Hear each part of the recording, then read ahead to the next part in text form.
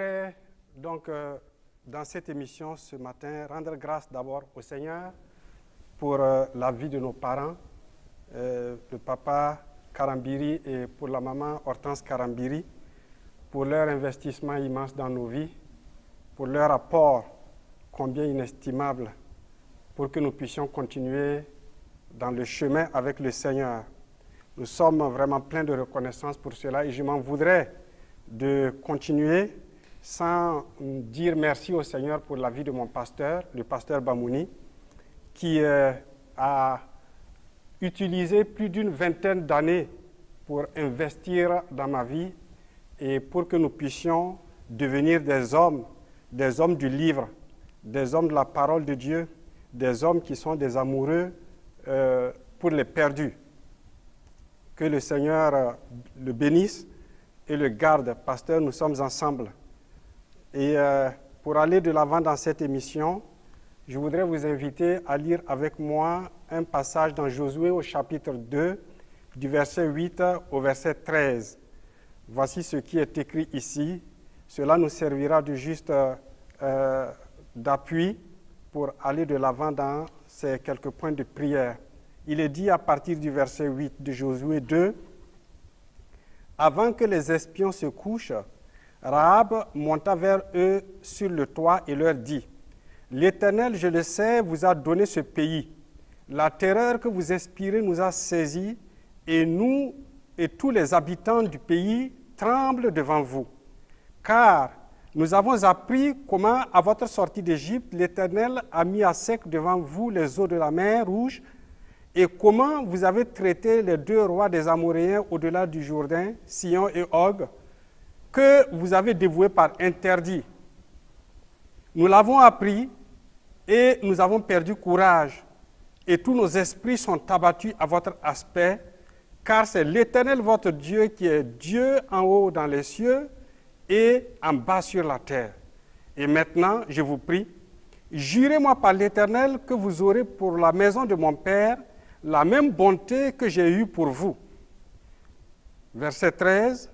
Donnez-moi l'assurance que vous laisserez vivre mon père, ma mère, mes frères, mes sœurs et tous ceux qui leur appartiennent, et vous nous sauverez de la mort. Que Dieu bénisse sa parole. Je voudrais juste, avant de continuer, replacer ce passage-là dans son contexte. On se souvient que le contexte ici, c'est qu'Israël a quitté l'Égypte et fait son chemin vers la terre promise, bien évidemment, non sans difficulté, non sans embûche. Et ils parviennent à Sittim qui est une vallée aride à l'est du Jourdain. Et de là, Josué va envoyer 2 espions pour explorer la ville de Jéricho, qui se dressait fièrement devant eux comme un obstacle insurmontable, comme une citadelle imprenable. Alors, les 2 espions arrivent là et frappent à la porte d'une prostituée nommée Rahab, qui les reçoit dans sa maison. Et sa maison était bâtie sur une partie des remparts de la ville. Et c'est vrai que lorsqu'on considère ce texte, il y a tellement de richesses, il y a tellement de choses qu'on peut ressortir là et partager. Mais je voudrais juste me concentrer sur l'attitude de Rahab, un aspect de son attitude, c'est-à-dire la démarche qu'elle a eue en faveur de la maison de son père auprès des 2 espions. C'est très intéressant ici parce que nous voulons parler de la famille et ce que Rahab a eu justement comme démarche auprès des espions, c'était en faveur de sa famille. Et d'abord, déjà, ce que nous pouvons noter, c'est que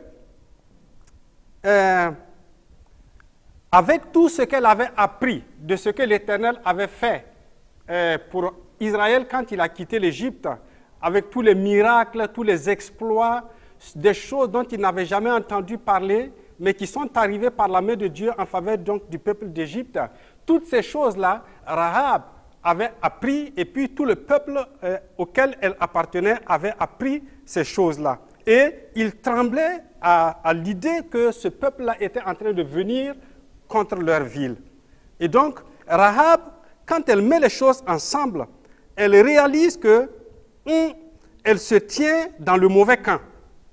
dans le camp qui va être défait, dans le camp qui va être détruit, elle se tient dans un camp qui n'a pas d'avenir. Et là, du coup, elle réfléchit et elle se dit non, il va falloir que je change de camp. Et c'est là qu'elle va vers les espions et elle va décider de changer de camp. Et vous savez, ne pas appartenir à Christ, c'est être dans le mauvais camp. Et l'Esprit de Dieu nous exhorte à nous mettre dans le camp de Christ, dans le camp de la vie, dans le camp de la lumière, dans le camp des vainqueurs. Et ça, c'est très intéressant. Et une deuxième chose qu'on peut remarquer là, c'est qu'elle va prendre le risque de cacher les espions. Le roi de Jéricho va envoyer des espions, et va envoyer plutôt des hommes pour se renseigner au sujet des 2 espions qui sont montés dans la maison de Rahab. Et Rahab va trouver des subterfuges, elle va trouver des paroles, et puis finalement, les soldats vont repartir, et elle va monter maintenant vers eux, et va discuter avec eux. C'est un risque énorme, parce que si le roi s'apercevait donc de sa supercherie, alors ça aurait pu lui coûter la vie. Mais on peut se poser une question ici. Et le fait de prendre parti pour Dieu, est-ce que c'est vraiment un risque? Est-ce qu'il y a vraiment un risque à prendre parti pour Dieu? Rahab vient de comprendre rapidement que le fait d'être hostile au peuple de Dieu, le fait d'être hostile à ses espions, le fait d'être hostile à Dieu et à son plan, c'est vraiment ça le risque. C'est vraiment ça le risque. Et elle a compris qu'il lui fallait nécessairement prendre le parti de Dieu pour espérer ne pas être détruite avec sa famille, pour espérer garder la vie, parce qu'elle avait la certitude que Jéricho n'allait plus exister. Et ça, c'est très intéressant de remarquer que dans les Écritures, il y a des hommes et des femmes qui ont réalisé cela aussi. Dans Actes au chapitre 16, du verset 30 au verset 34, on a l'histoire du geôlier. Le geôlier qui a compris cela et que, voilà, il a posé la question à Paul. Comment est-ce que je peux donc faire pour être sauvé? Et on lui a dit, crois au Seigneur Jésus et tu seras sauvé, toi et toute ta famille. Et c'est sur le point qu'ils ont été baptisés et ils se sont vraiment réjouis, lui et toute sa famille. On peut penser également à Crispus, le chef de la synagogue dans Actes au chapitre 18 et le verset 8. On peut penser également à Corneille dans Actes au chapitre 10 et puis au chapitre 11. C'est avec toute leur famille. On peut penser à Stéphanas dans 1 Corinthiens chapitre 1 et le verset 16 également.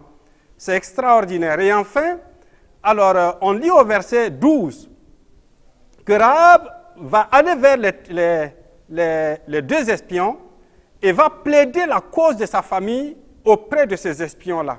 Et la suite nous montre qu'elle n'a pas eu tort de le faire, parce que la ville entière a été détruite, sauf bien évidemment la maison de son père, sa mère, ses frères, ses sœurs et tous ceux qui leur appartenaient. Aucun d'eux n'a été touché parce qu'ils ont obéi aux instructions que les espions avaient données et Dieu les a gardés. C'est extraordinaire. Vous savez, la famille, c'est vrai que bien d'autres aspects de la société sont attaqués, mais la famille fait l'objet d'attaques sauvages de nos jours et on a vraiment besoin de faire quelque chose.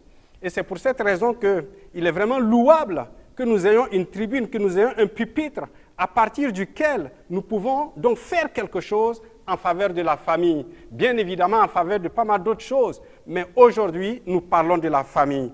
C'est extraordinaire de considérer Hébreux chapitre 11, le verset 7. Là, la Bible nous dit que c'est par la foi que Noé, divinement averti des choses qu'on ne voyait pas encore, construisit une arche pour sauver sa famille. Et à cette étape, je pose la question, et qu'est-ce que je fais et qu'est-ce que tu fais pour sauver ta famille?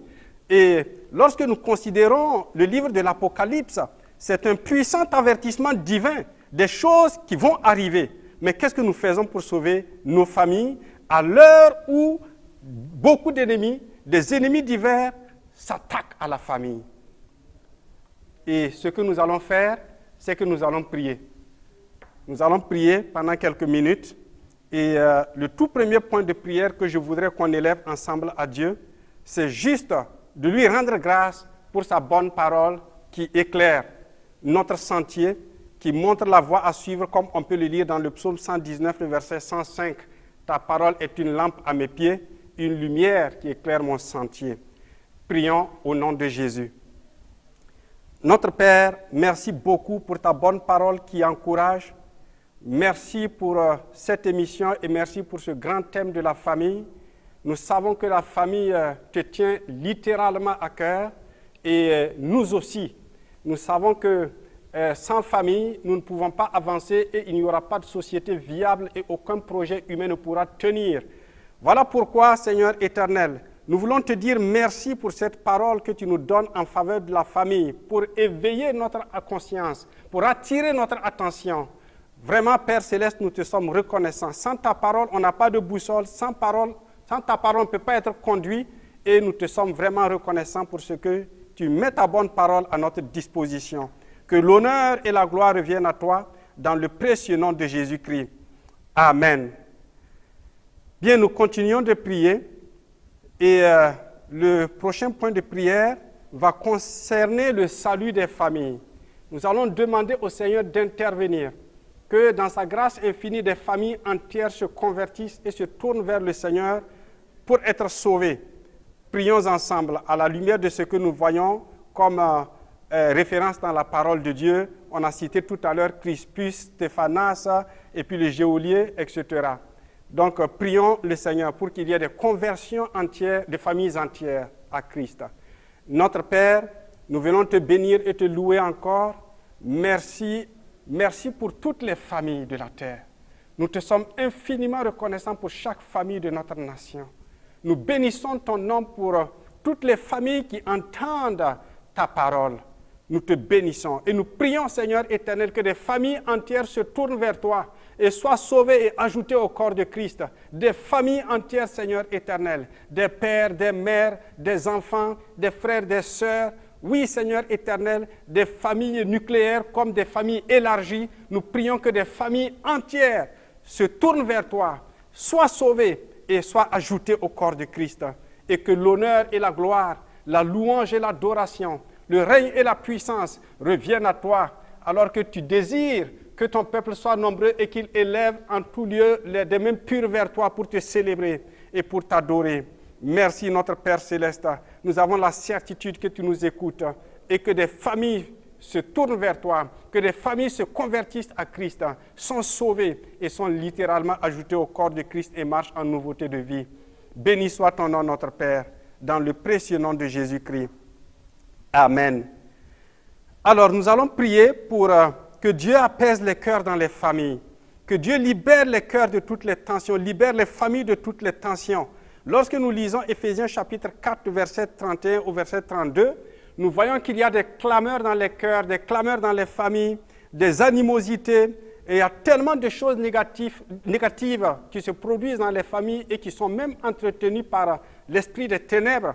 Et toutes choses donc qui ne facilitent pas la vie des familles, le bonheur et l'épanouissement des familles. Nous allons prier que le Seigneur libère les familles donc de ces diverses tensions-là au nom de Jésus-Christ. Amen. Alléluia. Notre Père, nous élevons les familles devant ton trône et nous demandons dans le précieux nom de Jésus-Christ que l'onction de ton esprit brise les jougs de toutes les formes d'animosité qui sont en train de prévaloir contre les familles.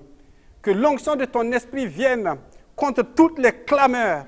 Oui, Seigneur éternel, contre toutes les choses qui saccagent le bonheur des familles, qui ravagent, ô Seigneur éternel, toutes ces familles-là, la joie qui ruine la joie des familles. Nous demandons au nom de Jésus-Christ que ces choses soient détruites. Nous les cassons à leur base. Dans l'autorité du nom de Jésus-Christ, nous proclamons le règne de Dieu et nous déclarons que les hommes et les femmes dans les familles sont bons les uns envers les autres. Les enfants sont bons envers les parents sont bons envers les enfants. Dans le nom de Christ Jésus, l'harmonie se rétablit dans les familles.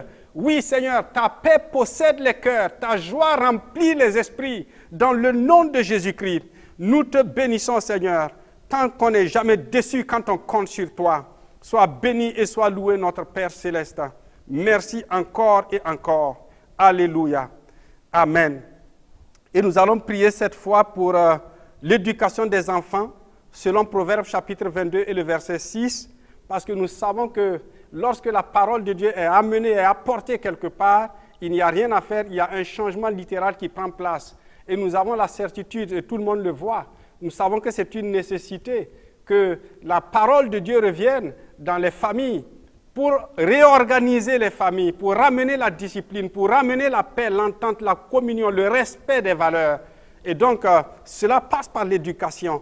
Le Proverbe 22, verset 6, nous dit que si nous instruisons l'enfant selon la voie qu'il doit suivre, quand il sera grand et quand il sera vieux, il ne va pas s'en détourner.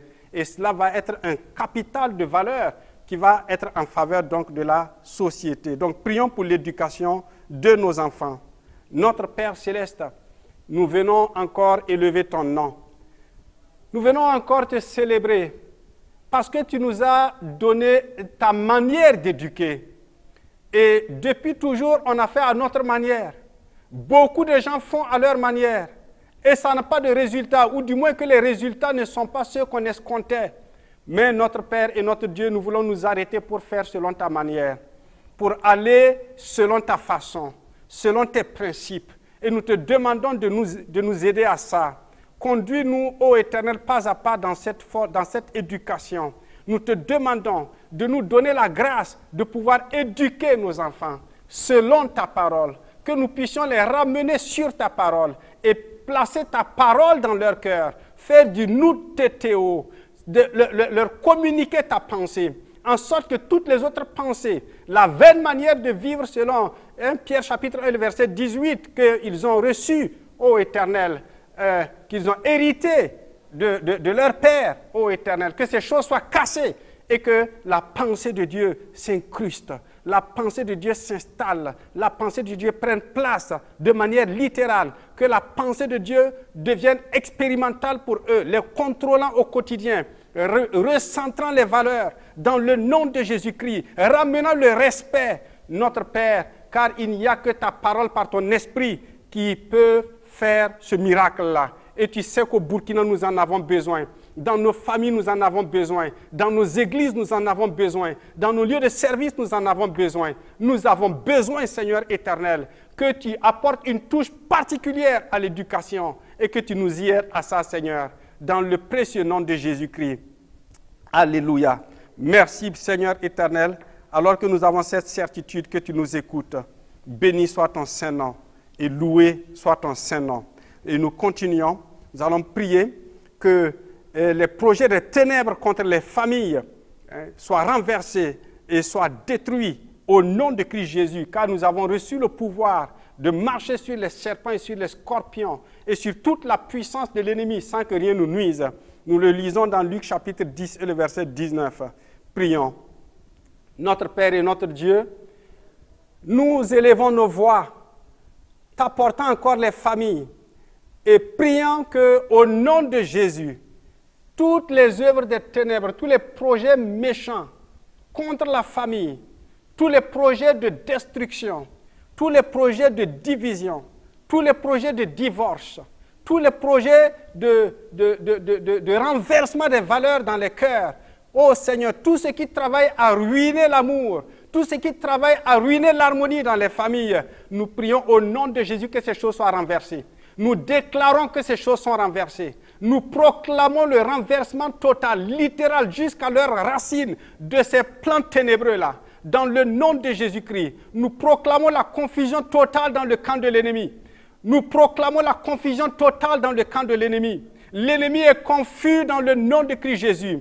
Ces projets sont détruits au nom de Jésus. Ces œuvres sont cassées à leur base au nom de Jésus. Ô Seigneur éternel, de tous nos vœux, nous appelons ton règne sur les familles et contre les œuvres des ténèbres et contre les projets des méchants. Notre Dieu, nous savons que pour les familles, tu as des projets de bonheur, des projets de paix et non de malheur pour donner un avenir et de l'espérance. Oui, Seigneur éternel, et c'est ton plan qui va arriver pour les familles. C'est ton plan qui va marcher pour les familles. Nous le déclarons avec assurance parce que toi, tu es celui qui règne. Tu es Dieu en haut dans le ciel. Tu es Dieu en bas sur la terre et c'est toi qui règnes. Gloire et louange à toi alors, pour ce que aucun plan des ténèbres ne prospérera contre les familles, dans le nom de Jésus-Christ. Amen. Et nous allons prier à présent, selon le psaume 133, à partir du verset 1. La Bible dit qu'il est doux et qu'il est agréable pour des frères de demeurer ensemble. Donc, dans une famille, c'est vraiment de la douceur, c'est le bonheur normalement. Et nous allons prier pour la communion dans les familles. Nous allons prier que le Seigneur étende sa main et rétablisse la communion partout où elle est brisée. Que le Seigneur rétablisse la communion partout où elle est attaquée, où elle n'existe plus. On va prier pour cela, dans le nom de Jésus. Notre Père, ta parole nous dit qu'il est doux et qu'il est agréable pour des frères de demeurer ensemble, pour des familles d'être unies, pour des familles d'être ensemble. Ô Seigneur, nous prions pour les familles et nous demandons, dans le nom de Jésus-Christ, que dans les familles, ta paix soit, Seigneur éternel, ce qui est quotidien.